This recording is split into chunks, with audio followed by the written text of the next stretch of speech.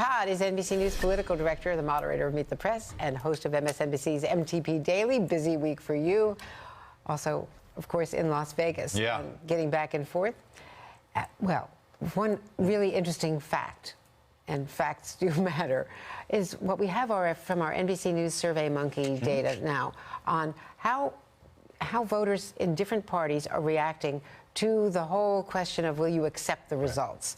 And here's what we got, which really shows you that the Democrats are much more likely to accept the results, perhaps because they think that she is more likely to win, she's ahead, than are Republicans. Well, some of these voters and Republican voters have been hearing about the idea that elections are rigged or they're voter fraud. They've been hearing about this for years, so they've been conditioned to it for a long period of time, that these were potential problems.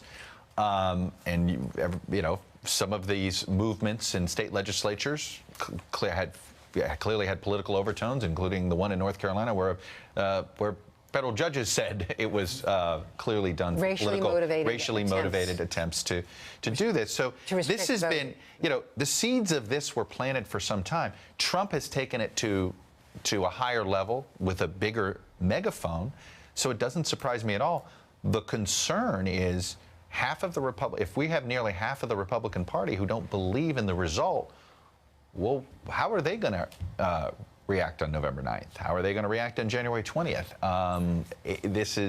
How does the Republican Party put its party back together post-Trump if half of Trump supporters think that the leaders of the Republican Party, elected secretaries of states and governors, were somehow in cahoots to rig an election against Trump? It is a gigantic problem for the party, not a small one.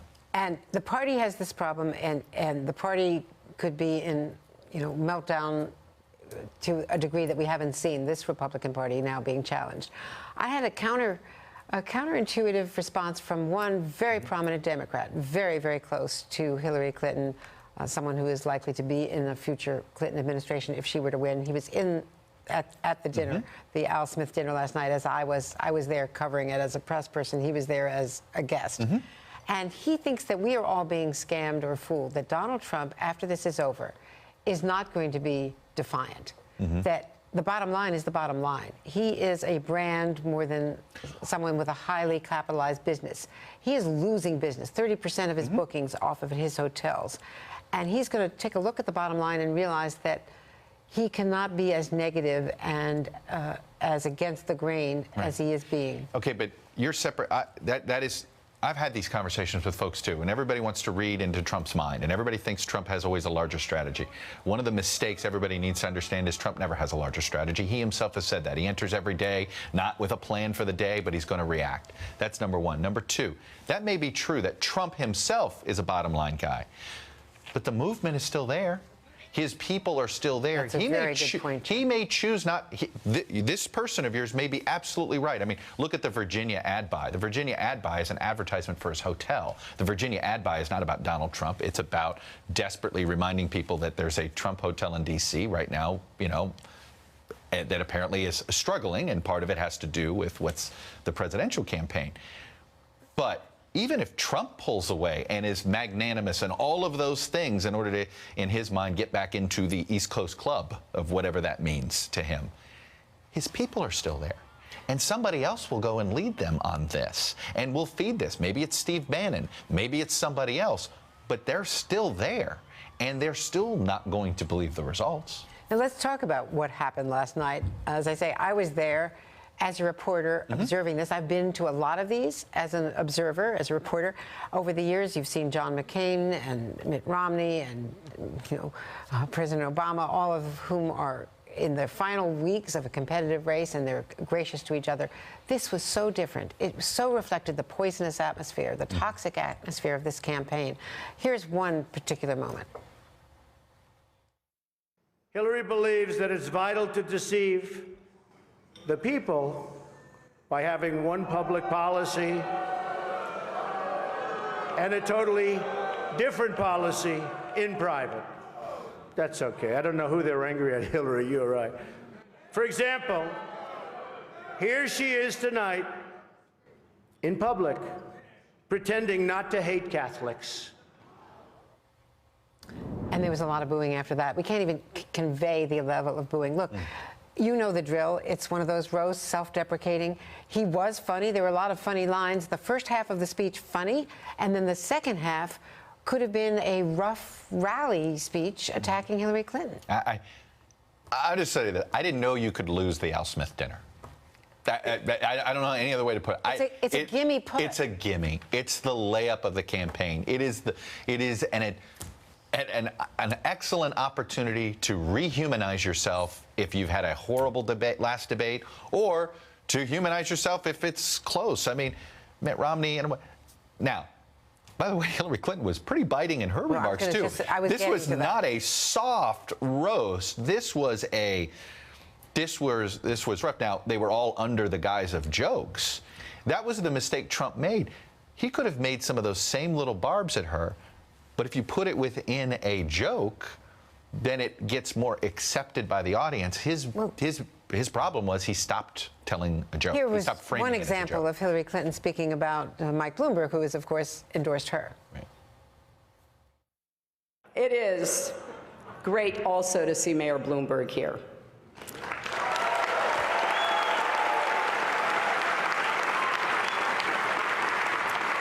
It's a shame he's not speaking tonight. I'm curious to hear what a billionaire has to say. In other words, a real billionaire. But she was much more biting in other sections, and I think it would have been noticeable if not for what he did. By the way, the funniest joke Trump told was at the expense of his wife, which was weirdly uncomfortable. It was a funny joke. But it was really funny. But it was like the funniest joke he did. He had to throw his own wife under the bus. And that, just to explain, it's perilous to tell. I don't understand. It was about media bias. Michelle Obama gives a speech. The media raves about it. Let's play it. Let's play it. Oh, we got it. Good. Because it's better. It is funny. I really have to say, the media is even more biased this year than ever before. Ever. You want the proof? Michelle Obama gives a speech, and everyone loves it. It's fantastic. They think she's absolutely great. My wife, Melania, gives the exact same speech. And people get on her case.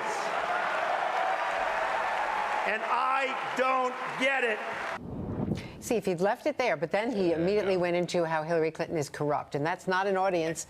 Catholic Charities, they raised $6 million, Al Smith IV and his wife, for children. By the way, and I'm going to Catholic Charities is one of the more unbelievable organizations. I'm not a Catholic.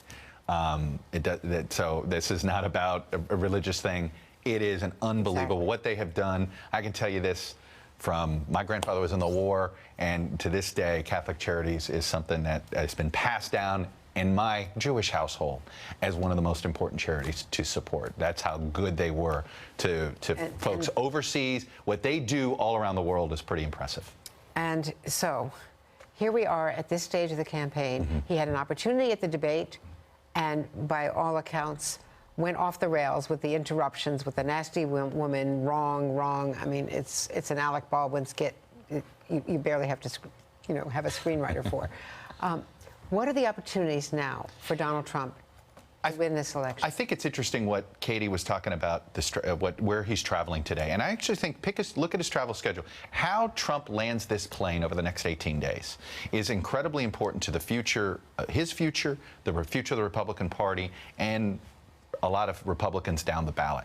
If he spends the next 18 days doing what he's doing today, going to perhaps his base of strengths in the battleground states, in the North Carolinas, in the Pennsylvanias, that's actually exactly what Richard Burr would want him to do in North Carolina, the senator who is running for re-election there, or Pat Toomey, the senator in Pennsylvania, is running for re-election.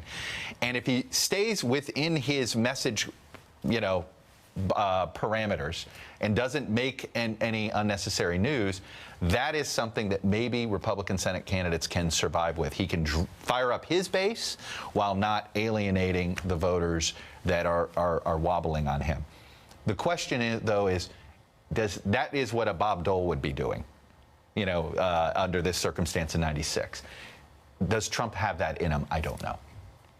And the counterpoint to that is what Hillary Clinton is now all about. They think that they have won this, that there's almost no scenario where she would not win. And they're looking for a bigger They're win. looking for a bigger Senate. That's right. Well, not just a bigger Senate. I mean, you have, look at Barack Obama yesterday, now campaigning against Marco Rubio.